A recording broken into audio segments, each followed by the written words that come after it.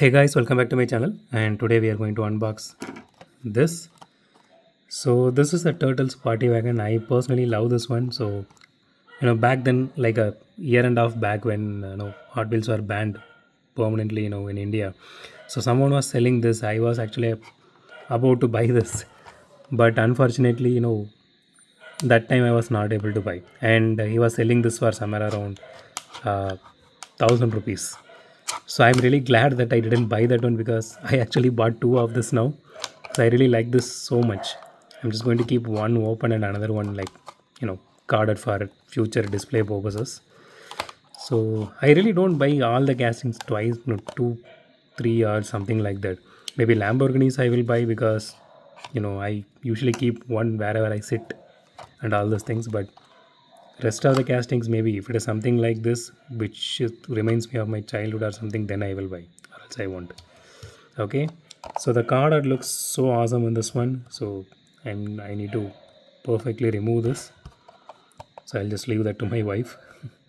So I bought this for MRP. So I'm just going to keep this card safe. Give me a second. Yeah. So here is the casting itself. So it is actually very heavy. You can easily kill someone with this. Okay, so the details on the front, everything is painted on. I'm really sorry about the noise, guys. They're stray dogs. So if you guys are a regular viewer of my channel, you will know that by now. So I'm recording this video. I think around it's around 2 a.m. now. I'm talking about midnight. I'm not talking about afternoon. Okay, so it is fully metal body, metal chassis, rubber tires. It actually, this set of rims perfectly matches with this particular casting. And so the spoiler is actually plastic. This is not metal. And yeah, so the roof is also plastic. That is not metal. And okay, yeah, you can move this. This is movable. So I'm really happy to see some kind of moving parts in premium series, because you're paying like 549 at least. I would expect a little bit of moving parts.